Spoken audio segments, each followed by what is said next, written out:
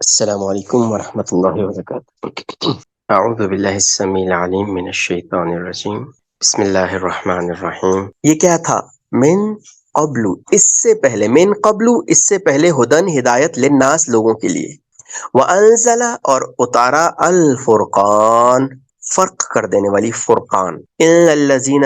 کفروا بے شک جن لوگوں نے کفر کیا، انکار کیا، بآیات اللہ اللہ کی آیات سے، لہم ان کے لیے، عذاب شدید سخت عذاب ہے، واللہ عزیز اور اللہ بہت غالب ہیں، زبردست ہیں، ذو انتقام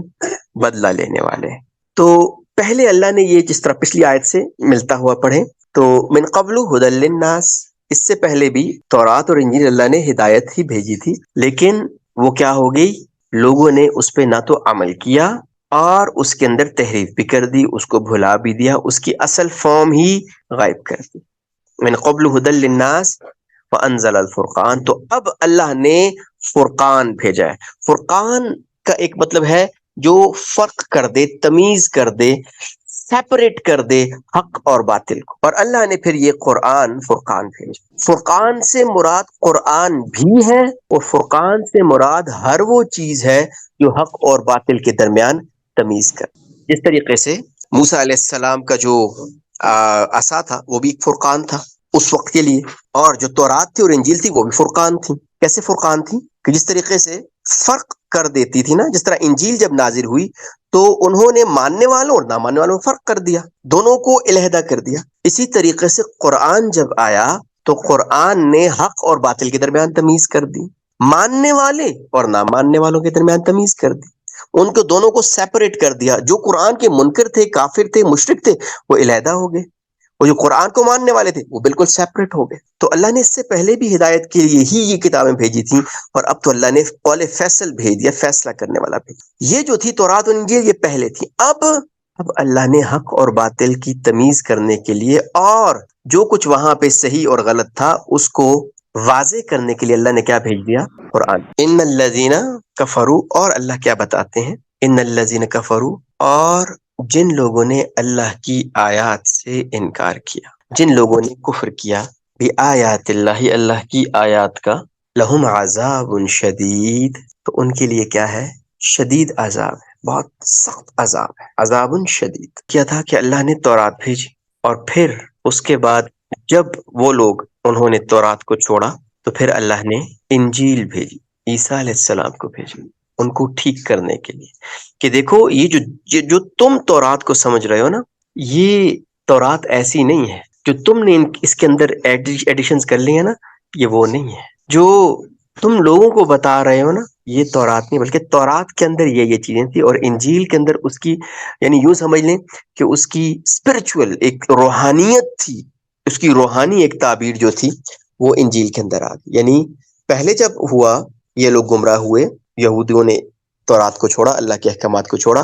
تو اللہ نے عیسیٰ علیہ السلام کو بھیجا، اور پھر اللہ نے فرقان نازل کیا، نبی صلی اللہ علیہ وسلم کی فارم میں، حق اور باطل کی تمیز کرنے والا قرآن بھیجا، جو کہ حق اور باطل میں تمیز کر رہا ہے۔ اور اب بھی اگر کوئی جو ہے اللہ کی آیات کا انکار کرے گا، اللہ کی آیات سے کفر کرے گا، تو اللہ فرماتے ہیں کہ پھر ان کے لیے شدید عذاب۔ یاد رکھیں کہ جب اللہ جل شانہ کا قانون یہ ہے کہ قوم پہ عذاب اس وقت تک نہیں آتا جب تک اللہ وہاں پہ کوئی ہدایت دینے والا، کوئی نبی نہیں بھیج دیتے۔ جب تک حق اور باطل بالکل واضح ہو کے ان کے سامنے نہیں آ جاتا، تب تک اللہ کسی قوم کو عذاب نہیں۔ اور جب حق اور باطل بالکل واضح ہو کے سامنے آ گیا، اور اس کے باوجود اللہ کی آیات سے کوئی انکار کرتا ہے، تو اللہ فرماتے ہیں لہم عذاب شدید، اس کے لیے شدید عذاب۔ کچھ کو دنیا میں ہی عذاب مل گیا، اور کچھ کو اللہ، اور جو اگلی ٹکڑا ہے نا، یہ بتاتا ہے کہ کچھ کو تو اللہ فوراً عذاب میں پکڑ لیتے ہیں، اور کچھ کو اللہ ڈھیل دے دیتے ہیں۔ واللہ عزیز، اللہ غالب ہیں، اللہ بدلہ لے سکتے ہیں، اللہ ان کو سزا دے سکتے ہیں، لیکن کسی مصلحت کی وجہ سے، کسی وجہ سے اللہ ان کو ڈھیل دیتے رہتے ہیں، لیکن ذو انتقام، اللہ شدید بدلہ لینے والے ہیں۔ یہاں پہ دو چیزیں سمجھ لیں کہ کچھ لوگ ایسے ہوتے ہیں،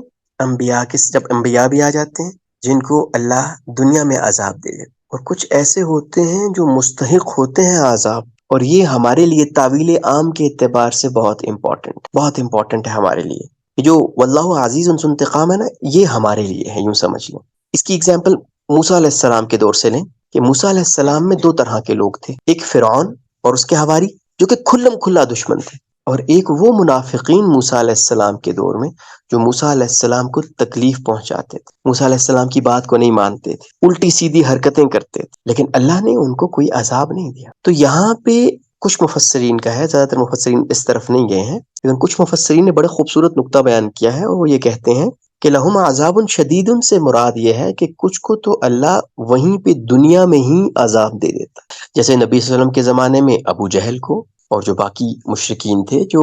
اسلام کے خلاف تھے بدر میں. اور بدر کو دیکھیں کیا کہا گیا ہے، یوم الفرقان کہا گیا ہے. بدر کو، غزوہ بدر کو یا بدر کے دن کو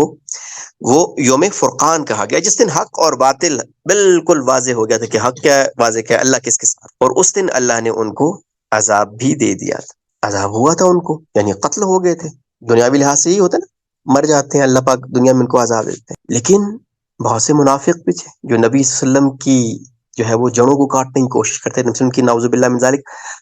ان کو جو ہے وہ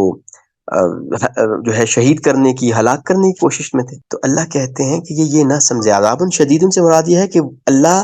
کچھ کو دنیا میں عذاب دیتا ہے، واللہ عزیز، اور اللہ غالب ہے، اللہ عذاب دے سکتا ہے بہت سو کو جو منافقین ہوتے ہیں، جو بظاہر اپنی زبان سے تو انکار نہیں کرتے لیکن اپنے عمل سے، اپنے باطن سے اس چیز کو انکار کر رہے ہوتے ہیں. لیکن اللہ کہتے ہیں اللہ عزیز ہے،